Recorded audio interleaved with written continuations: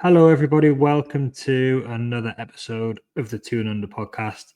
The cyclone hasn't hit Brisbane yet, but it certainly felt to me like it had this morning when I was watching that match.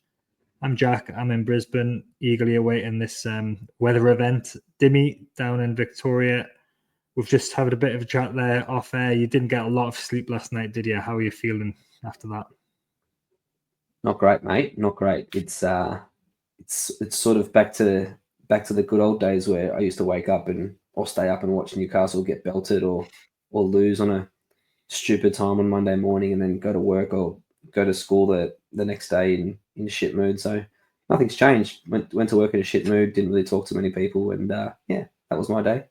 This is it now. It's always, no matter how good we get or how close we are to something, I think we've always got this in us as a club. It's baked into our psyche, and it's not very nice when it happens. I think there's a lot of hyperbole that goes around sometimes, and the word disaster gets thrown around, like when we've just drawn to Crystal Palace or when we've lost to Man City. But this time, I think it probably is justified to be using that kind of language. This was a disastrous result, and it was a catastrophic chronology of events in more ways than one. Would you agree that this is not hyperbolic to say that this was a really damaging and frankly disastrous football match, wasn't it?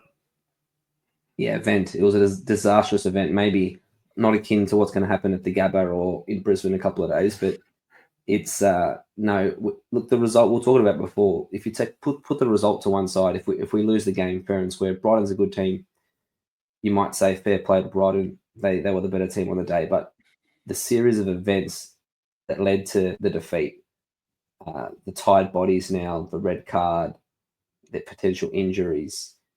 That's why it's a potential disastrous night, and it could, unfortunately for us, it could single-handedly ruin the rest of the season if this lingers. And yeah, it's quite dark. I think this morning when everyone wakes up on Tyneside, it's going to be very, very dark, and in more ways than one. But let's hope the sun does rise eventually in a few days' time, and we can move forward to the cup final in a couple of weeks. Yeah, I think we've all got a bit of deja vu after a couple of the things that happened. We will obviously talk about the main talking points in a bit as well. I just want to touch on Brighton first of all. I hate playing Brighton every time, and I tweeted this when we got the draw, and it was good that it was a home draw, or in theory, it was good that it was a home draw. But our record v Brighton, since we both got promoted to the Premier League, we've played them 16 times now. We've won 2, drawn 7, and lost 7. It's just not good against this team. And I don't know why it is or what it is about this team that they just seem to have something over us. So I feel like there was kind of an uncomfortable feel about this game. The build-up was quite low-key. I think, obviously, we've had a few disappointing results. But sort of 5th round of the FA Cup, and it was at a time that isn't conducive to being in the pub and everyone having a drink beforehand. Sometimes a different crowd go to the cup games as well, which can impact things. But I mean, there wasn't much excitement around this game, I think it's fair to say. Was it just me, or did you have that kind of uncomfortable feeling going into this as well? Yeah, you're right, because I mean, generally speaking, we don't really progress past the 3rd round of the FA Cup. So this sort of game with a home tie, thinking this is a huge chance for us to get into the quarterfinals, especially with the teams that have already been knocked out. But you're right, the vibes weren't great leading up into the game. We obviously haven't been great at home lately. We've lost, I think it's 3 games now at home in the last sort of few weeks. So the vibes weren't great. The crowd, I think, even for the first whistle, everyone just seemed on edge. It was just very nervy, very sort of unusual home atmosphere, and that's when we really struggle at home. I mean, back when we were really rubbish 10, 15 years ago, there was this vibe around Tyneside and St James's Park, and the away teams knew if you start well and you get the crowd on the back of the players, we'll crumble. We don't have the leadership, we don't have the mentality to pick ourselves up. And not to say that we crumbled this morning, but it definitely felt like there was a weight on the shoulders of the players, and everyone was sort of shit scared in the end to get the ball and actually move it around and show themselves. That was disappointing. Yeah, and I think, you look at the Fulham game where we took the lead, and again we took the lead in this game. And both games it wasn't against the run of play, but we weren't playing that well in those games. Forest, we were behind, and then we nearly threw it away from a winning position. So there's something about the St James's Park at the minute. I was listening to someone before, I think it was True Faith, and they were saying a few seasons ago we lost one home game in the whole season, and that was against Liverpool. And now we've lost Brighton twice, West Ham, Bournemouth, Fulham. So these are not sort of the big teams that are beating us at St James's Park. We usually are able to raise our game, and I think we spoke about this around, I can't remember which game it was around, but there's a problem, isn't there, at home? And I don't know if it's the edginess, like you just alluded to before, that kind of creeps in, or whether it's this idea that we're supposed to be a bit more front foot. But maybe we haven't had a squad refresh, obviously, as everyone knows, for so long, and maybe the players are just tired. Maybe it's James Bunce is saying you can't press like madmen for the whole game because you'll get injured. So what do you think? Can you pinpoint what it is about St James's Park that's given us these difficult, uncomfortable feelings at the moment? For me, I think a lot of it's got to do our on-pitch, our on-field leadership. I think we don't have, I don't feel, consistent enough leadership. We've got obviously great players who do exhibit that from time to time, but when the going gets tough and sort of the crowd's a bit edgy and things aren't going our way, we don't really have someone to grab the game by the horns and sort of charge us forward. And it seemed that sort of game today where no one really wanted the ball. If someone made a mistake, there was groans from the crowd. So then that heightened the frustration from not only the fans, but the players on the pitch. And I get concerned when Eddie constantly refers to how important, obviously the home fans are important, but he obviously implores the atmosphere to be a certain way.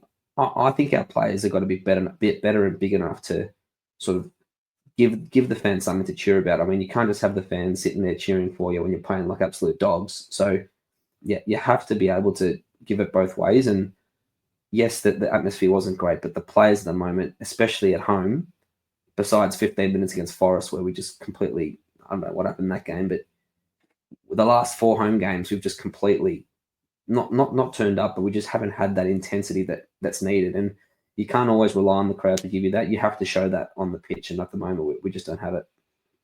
We've totally lost that momentum that we had through that winning run. But even then, a lot of the games were away that we were winning, so it's dropped off. And, there's multiple reasons for that, I think. And, it does probably go back to the transfer windows, PSR, everything that we know about. But still, when it's happening like semi-regularly as it is now, it is a bit of a concern to know what we can do about it. I think as well with this game, we saw that Man City was still in this competition after what they've just done to us. We've been beaten by Bournemouth and Fulham at home this season. Both of them are still in the competition.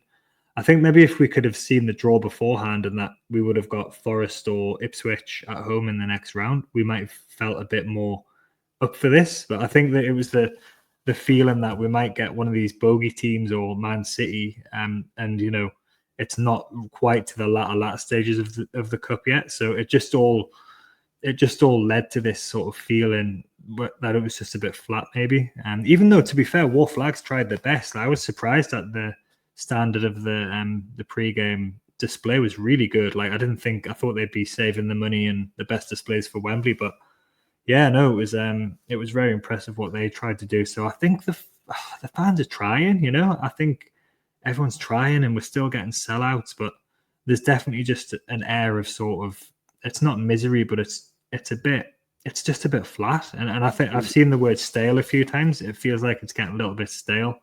We can't really bring players in to replace the players who are not playing. And then when we do, they don't really contribute, or they're not having the impact that we hoped they would have. So we'll talk about it in a bit as well, but now there's injury concerns over some of our best players as well. So yeah, it's all just a bit flat at the moment, and a bit concerning, obviously, with such a big one big game that everyone's thinking about coming up, but also we've got a big league game as well that we can't afford to just to not think about. That's a massive game in terms of European qualification against West Ham. So we'll see what happens. What do you think's worse of the worst outcome of this game? Do you think going out of the FA Cup or losing Gordon for the Carabao Cup final? That's losing Gordon for sure. Because even if we won today, the form that we're in, there's no guarantee we're going to win the next two to get to another final. So, losing one of your best players for arguably the biggest game besides the previous cup final that we've had for a very long time, that hurts. It hurts a lot because it was from nothing. It was obviously completely different to what Pope did, but again, it just came from absolutely nothing. There was just no need to do what he did. I don't really think there was much force in what he did, and I can guarantee you Anthony Taylor didn't see it, but he saw Van Hecker roll around like a pork chop, so he put two and two together, and once he's raised his hands towards his face and the ref has given a red card, he's cooked. That's the way it's going to be. So Gordon's made a massive error of judgment, and I was going to post some things on social media about him when I was quite emotional this morning at 3:45 a.m., but I decided not to. But let's just say he has maybe foregone some of the credits that he did have in the bank as a Newcastle player, and the next time he's puts a shirt on, I'd hazard a guess he better be putting a better performance in than that, and not petulantly acting like a pork chop. It's the sort of thing, isn't it, with him, where we expected that we might see a bit of this from him when he first signed. So he signed and he was 22. He's 24 now. He's just turned 24. He's obviously become this high quality winger, very productive last season, and he's been productive this season in spells. Although I don't think he's reached the levels that he did last season. But he scored the 2 goals against Arsenal in the semi-final of the Carabao Cup, and then he was saying, it's going to be my first Wembley domestic final. All this stuff that's now doing the rounds again on Twitter. But I think the point with this, he's not a kid anymore, is he? He's not a senior pro yet because he's 24, but he's one of our most important players and most influential players. And this is just so stupid, isn't it? It's so disappointing. Like it's that classic thing. I'm not angry. I'm just disappointed. I think that's going to probably make him feel worse. And nobody's going to be more disappointed than he is in himself, because he's just had a complete head loss for a split second. And I think because of it was quite a forceful movement to the head. He didn't mean to push his head, I don't think. No. His head was low down. If that was on his back, maybe it's a push on the back. It's maybe a yellow card. But once you've raised your hands towards an opponent's head, it's not going to be rescinded, is it? And I don't know if I think Anthony Taylor had the card out ready to go before the it wasn't a yellow, was it? He was given it. It wasn't VAR that said that's a red. Yeah, he had the red straight away. Yeah. So you raise your hands towards an opponent's face. I don't know. You've just said there that you hope that he's going to perform well next time he plays, and he's going to have some making up to do. But how do you think the fans are generally going to react towards him? Obviously, there was a lot of anger and dismay at the time, which is justified, and it wasn't. I don't think it was just social media anger. It was, how can you be so stupid? You could have cost us a chance in the final as well, but he's going to have some thick skin, isn't he, to come back from this, and he's going to have to start performing well when he does come back again after his ban. I'm not sure if he's a religious type, but if I were him, I'd be praying as much as I could to hope that Newcastle get the trophy, because God forbid we lose another final and it's a close final and something happens where Harvey Barnes or whoever's in his position does something that either misses a chance or costs us. There's going to be that first game that he plays again. I think it's St James's Park. There's going to be a very interesting reaction, and it's unfortunate because he's such a good player and we know at his best he's top class. He's a starting international footballer, but there's just no excuse for that sort of reaction, and to give the referee an opportunity to give a red card is not good enough. And I mean, I think Eddie said after the game we're going to appeal it, but I'm not too sure what our hopes are on that. Maybe we can show them the Joe Linton one where he karate chopped the Bournemouth keeper and got nothing. Maybe we can say, hang on, Joe Linton got nothing for Yeah. that. This is a lot softer, surely. But no, I don't like our chances on the appeal there. Yeah, I think that could be classed as a frivolous appeal, and it could be banned for a bit long. I don't know if that's still a thing, but yeah, I think they might want to chance it if there's no risk, but yeah, I don't think there's any chance that he's going to. Maybe we can appeal it and delay the appeals and just keep delaying until post final. Maybe we can do that. But can you imagine if that did happen? The pressure he'd be under for the final as well. Like he'd be, he's.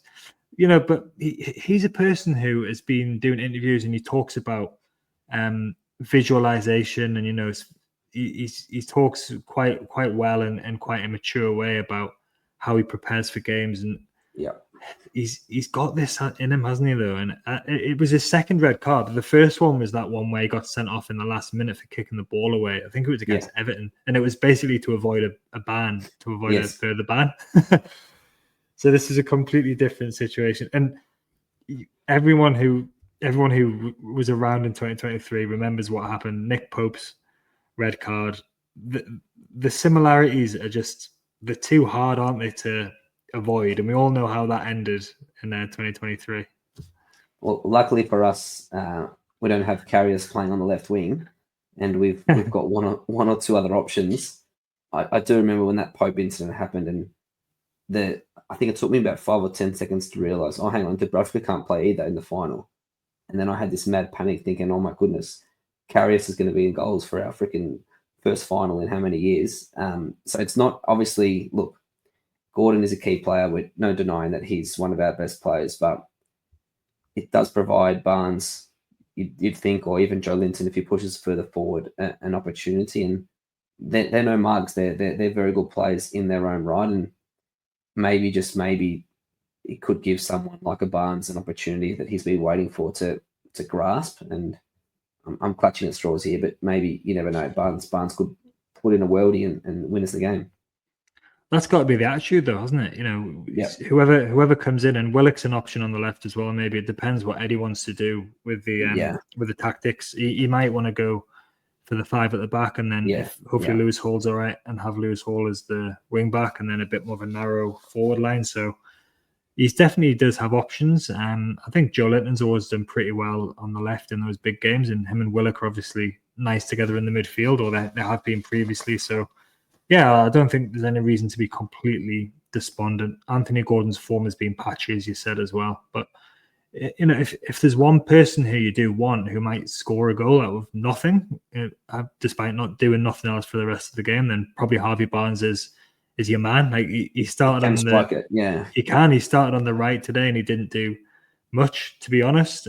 He's found it hard to get into the team, and when he has played, he hasn't done much. He's been injured again himself, so yeah, we'll have to see what happens. But I think it's safe to say Gordon will not be on the pitch at Wembley, which is probably one of the worst outcomes we could have hoped for before this game, and that's why I think the use of the word disaster is not an over-exaggeration on this occasion.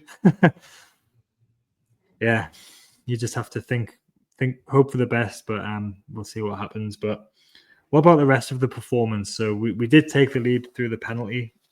We had some chances. We missed some chances. Brighton had some chances as well. They had more shots. A lot of them were from outside the box and didn't really damage as much. But this was a pretty low quality football match, wasn't it? I think that both teams neither team was sort of playing that well. We both had spells in the game. Probably could have gone either way. We had the disallowed goal, 2 disallowed goals, which were for offside, and then Willock missed that chance. But Brighton had a few other chances as well. It wasn't the best football match we'll ever watch, was it? No, it was very sloppy. A lot of fouls, a lot of niggly incidents.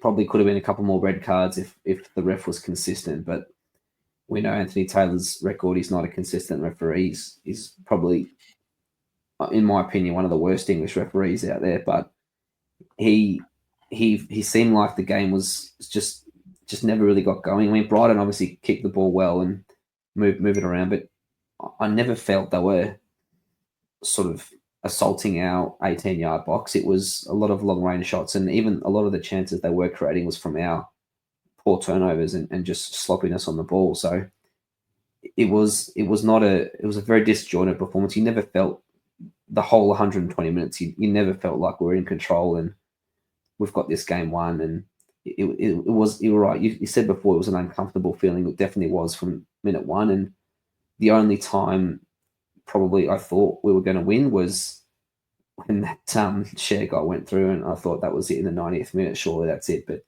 sadly, that wasn't the case with our friends at VAR. But no, it was definitely not a performance that I think we can look back on with any sort of, I don't know, pride or anything like that. It was definitely not befitting of I think the quality that we have. Yeah, I felt like the game passed a few players by. I think, a couple of the players who came in, Barnes didn't do much. Miley, I think the game passed him by a bit. It was difficult for him. I didn't notice him actually. I forgot he was playing halfway through the first half. So Bruno was getting a bit of a rest. Joe Linton came back, which was good to see. That was very good that he was back in. But the defense is a problem, isn't it, as well? We know that Burn and Cher are not the quickest defenders. It has been a bit of a problem recently. We've conceded a lot of goals. They're slow, aren't they? They're older now. They are slow. Like, they can't cover the ground as quick. Botman was not there again, so he's struggling to shake off whatever injuries he's having. And even if he comes back in for West Ham and Liverpool, it's not a good preparation, really. I think we've really noticed in the last maybe month that these defenders are looking like old defenders now, aren't they? And that's not to say they're completely past it and that they haven't got a role to play in the future, but it makes the links with Mark Gahey last summer and other defenders that we've been linked with, Kuzanov as well. It makes them make more sense, doesn't it? Because that area has been a bit of a problem lately. And then when the passing is off range as well, as Fabian Schär's has been, it's even more of a problem, isn't it? We have got a problem in the defence at the moment. Yeah, absolutely. I mean, there's nothing worse than obviously having a slow centre-back pairing and then you don't have pressure on the ball and you're playing sort of a higher line. It's just a disaster waiting to happen. That's probably why for a lot of that half, or especially the first half, we were sitting a lot deeper because we were just shit scared of if we pushed up and they get one ball through, we're gone. And ended up happening from a throw-in that we were sort of pushed up towards the halfway line and got caught out, and that's how we conceded that first goal. But Cher, yeah, I don't know what's happened to him. The last month and a half, he's been completely off it. I mean, he missed a couple of games, I think, around the semi-final against Arsenal. Just around that time, he was out for a little bit, but his passing has just been atrocious, and his decision-making on the ball has been even worse. I mean, there was a moment in the first half, I'm not sure if it was the first or second half, where both him and Burn, the ball's just rolling towards between both of them. They both look at each other, both don't move, and I think it was Welbeck or it might have been Pedro got nicked in the ball and got a shot away that was saved. But I mean, the guys they've played together for a long while now, these two, and you can just see the uncertainty that they feel. And when you've got two centre-backs who are out of form and a goalkeeper now, we've changed keepers now a couple of times in the last few weeks, it doesn't give a core strength to the team, and it doesn't build the foundation that you need to be a good team. And in that run that we had nine wins in a row, whatever we had, we weren't really conceding goals either in that run. We were solid defensively. We went to Arsenal, looked really solid in that first leg. Went to Manchester United, looked solid. We weren't shipping the goals and let alone the chances that we are at the moment. So I'm not sure what can change with the options that we have. We really don't have another option except unless Botman comes back very quickly. But it is frustrating because you can just tell now, Cher, he's always been liable for a mistake, but now it's coming every couple of minutes. I mean, he's making a poor decision every couple of minutes, and good team's going to punish you. We weren't punished every time he gave the ball away today, but it's a ticking time bomb, especially with the game coming up at Wembley. I mean, if we defend like that against Liverpool, it's going to be embarrassing for us. Yeah, and it is that thing of they're slow, so it's hard to to play that system where they're expected to go into the midfield and press. And the worst time it happened was against Chelsea away this season, where Dan Burn was in complete no man's land. Like Dan Burn's a very good penalty box defender. Like in the Arsenal away game where they were attacking and the pressure, he's good at in those situations. And Emil Kraft is good at that as well, getting blocks in and getting challenges in and winning headers and things, but not when they're being asked to do something a bit different. And Fabian Schär's been such a good player in terms of spraying passes around, setting attacks off as well. But it is a problem lately, and it is concerning if Botman's not back. What do we do? Like we're not going to have very much choice, and we might end up having to go and play in a really deep block defensive system against Liverpool, which nobody wants to see that, because if you concede a goal and you're set up like that, there's no chance you're going to be getting back into the game. So I'm sure these are the things that Eddie's thinking about, but yeah, it just makes it so clear why we needed a defender and why we wanted to buy Mark Gahey. And Kuzanov had a hard start at Man City, but he's been brilliant ever since then. He's got recovery pace, he can pass the ball well, he gets in good positions. Yeah, this is where we're at. We've been restricted with what we can do, and this is the result. We've got a pretty immobile centre-back pairing. Interesting, you mentioned the goalkeeper there. This has been a pretty hot topic lately. I don't think this is good either, coming into a cup final where you don't know who your number one is. Personally, I feel like Nick Pope's a better goalkeeper than Martin Dubravka. But he's been shaky when he's played, and I was pleased to see Dubravka in, if only for the fact that, if he's going to be the number one for Liverpool, you just can't get him now. You need to give him a run of games so everybody knows who the number one is. There's a reason why no football team has like a shared goalkeeper number one. There's always a clear number one, and unless someone's really badly out of form. And I don't think Dubravka is that good now, to be totally honest, but whoever is got the jersey needs to, I think, keep it now until Liverpool. So for me now, I'm in favour of Dubravka. Didn't really do anything wrong today, and he made a good save.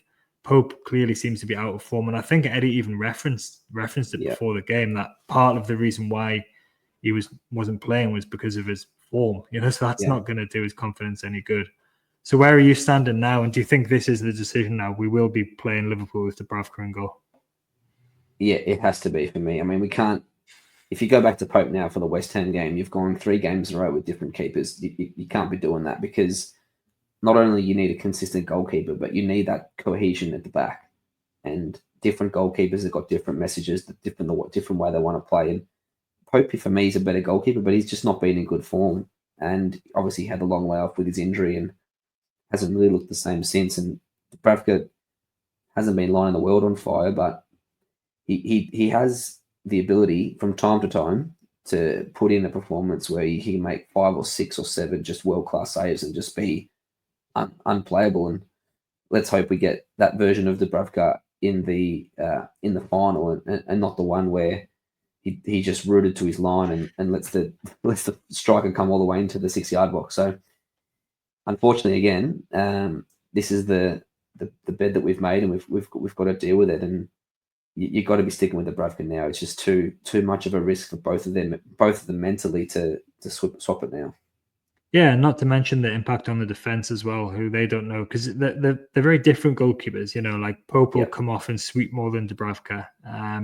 But yeah, like they're different. They have a different style, and I think Pope got some criticism that was. I basically think he became a bit of a scapegoat in the last few games, and I think he actually contributed to a couple of our goals against Forest, even though maybe his position wasn't very good for their goal. But his quick thinking got us on the counter a couple of times. So everything happens where it swings from he should be playing for England to he's shit and he should never play for Newcastle again. So this always happens. But I definitely think we need to have some stability now, and it seems like Dubravka now has the shirt. So I'd be very surprised and pretty worried if Pope's in goal against West Ham now. I don't think that would be the right decision at all. So yeah, maybe my boy gets a game. Maybe Vlachodimos. Let's just throw another goalkeeper in the mix. Well, he cost 20 million, so he should be able to come play the cup final.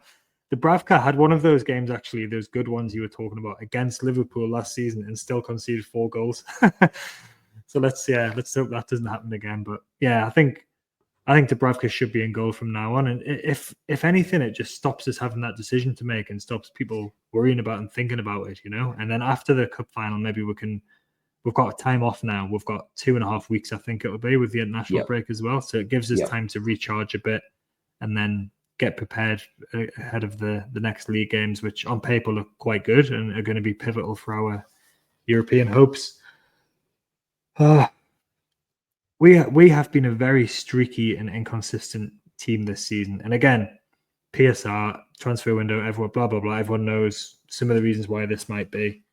But, we were very inconsistent earlier in the season. And then we went and won 9 games in a row, pretty much out of nowhere. But we put together that amazing run. Now, in the last 9, we've lost 5 of them. So we've won 4. So we're not drawing games. We're either winning or losing games. So Bournemouth kicked off that run of 9 games where we've lost 5.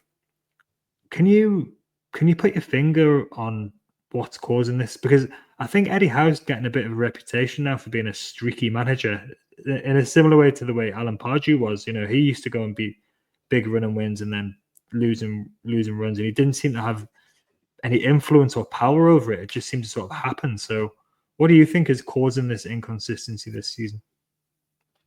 I think it comes down to mentality, to be honest. I think Shearer mentioned this at the start of the season, I think on Match of the Day or on one of his programs, that we seem to have this mentality that we'll raise our game for the so-called Big Six and for these big marquee games, but your week in, week out game, your run-of-the-mill Premier League opponent, we fail to show the proper 100% commitment. And the proof's in the pudding. I mean, look at the games we've lost at home. We've lost, all due respect to these teams, we've lost to Brighton twice, West Ham, Fulham, and Bournemouth. Now, if you said at the start of the season that we would lose 5 home games before April, and those 5 home games were going to be those teams, I don't think many people would be happy with that. They're probably thinking, we're in the bottom half here, because if we're losing those games, there's no way we're getting results against the top teams. So for me, it comes down to mentality, and we've got to change. I mean, it's not a short-term fix, but we have to change the culture at our club. It's a perennial loser culture, to be honest, losing culture, and we just don't have enough quality in terms of know how to get it done when the going gets tough. When the chips are down or when there's a bad run of results, we don't really have that someone to turn to, in my opinion. And Eddie as well. Eddie, obviously, he's gone on these streaks with us. Similarly with Bournemouth as well. He was up and down at times towards the end, but you can't be a team like that. You can't be a team who relies on momentum and winning 5 or 6 games in a row when you've got everything going with you and the crowd's on your side, blah, blah, blah. You have to be able to turn up week in, week out. And it all, I mean, everything's intertwined, but for me, the main problem for us is our mentality. And to fix mentality, obviously, you've got to get better players in. You've got to get different players in who are used to the winning culture. But unfortunately for us, we still have a fair few players who are still key part of the team who are not probably at this stage of where we want to be, probably shouldn't be in our team. And that's unfortunately the position we're in because of PSR. Yeah, momentum's a key thing, isn't it? 2022 to 23, the whole season was one big momentum. We were on momentum for the whole time, and it carried us to a cup final and 4th in the league.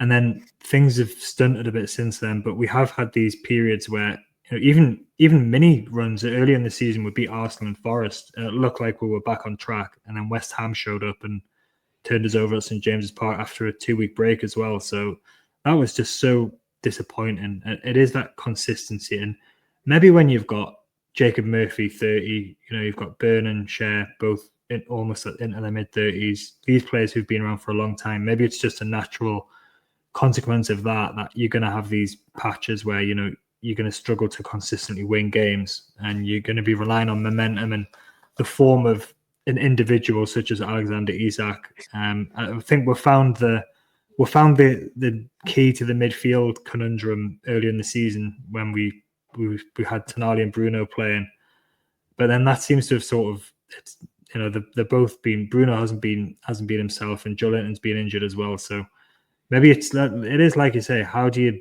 deal with adversity? Because the second halves of games lately have been awful, and the game management has been poor as well. So it's a lot to work on. And I think the point you made earlier is really interesting about leadership as well, because we all know Bruno's a great player, but in terms of the leadership, Trippier's not there as well as often. The Arsenal game, he was next level leadership, but you can't do that every game, and it's harder to get yourself up maybe for a game again like this against Bournemouth at lunchtime, or against Brighton at lunchtime. So all stuff for Eddie to work on, and we're having to try and do it on the fly with these massive games. And we do have a huge game.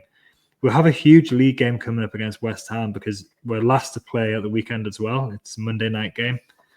We could be down in 10th by the time this game kicks off, and that would not be a nice situation for anyone to be in. So where do you think this leaves Newcastle heading into West Ham, Dimi, and heading into that game against Liverpool at Wembley? Where do you think this leaves the team? Leaves us in a shit position. Leaves us dreading the bright lights of Monday night football, because all the eyes will be on our game, and I'm sure there'll be nothing more for West Ham than to spoil our party and add to our misery. And it's going to be an interesting team selection, because obviously we had a few bumps and bruises from this morning. We saw Isak go off before the 90 minutes. Botman's still not back. He's not 100% fit. So you really wonder what Eddie's going to do with the team, because you're right, we can't flog this game off. We can't just forget about it. We need to get the result. So how do you balance getting the result but playing a team that's not going to be at risk to, God forbid we play someone like Isak, he gets injured, then I might just pack up shop and just hide away in the corner for a while. But look, I think at the moment you're asking us obviously pretty raw, less than 24 hours after the game. We're obviously in a very bad headspace, and I'm sure the players and the coaches are the same. But a couple of days' time, we may feel a little bit differently. And look, if we get the result against West Ham, if we do get the win, it is a good lead up into Liverpool, despite what's happened this morning. So I'd like to always look at things glass half full, and I think this could be a big game, this one coming up for Callum Wilson. He's got a great record against West Ham. He does seem to score all the time against them, and this is exactly the sort of game that we need him for. So Isak can sort of not rest on the bench, but play maybe half an hour instead of playing 70 minutes. And I'd be putting it, if I was Eddie Howe, I'd be putting it all on Callum Wilson this week, saying, mate, you've given us absolutely fuck all year. You need to give us 80 minutes of your best football and give us 2 goals and get us the 3 points. Motivation Dimi style, love that. Love it. Look, I'll tell you what, if I was in those dressing rooms, there'd be definitely a lot better reactions after halftime, because I don't know what goes on at halftime, but I think we need to start cracking some heads with it, the way we come out of halftime, because you're right, we come out of the break just completely half asleep. We do, and if we are half asleep or 3/4 asleep against West Ham, against Liverpool, it's not going to go well. And I think we're at a kind of precarious point here where the season, even though you look at it, we're 6th and we're in a cup final. It doesn't feel like that. It feels like we could be about to tip off the edge of the world. So yeah, we will just have to hope for the best and see what happens. It's critical that we show up against West Ham, against Liverpool, and put some good performances in. And at the end of the day, if you lose to Liverpool, you lose to Liverpool. As long as you've given it your best shot, then that's all you can really ask. So yeah, there's still 2 weeks until then though. So let's go to bed. I think that's what we should do now, because it's been a long day. And I think we'll be back probably maybe before the West Ham game, maybe afterwards. But thanks for your time, Dimi. Very cathartic, and I'll speak to you all soon. Cheers, mate. See ya.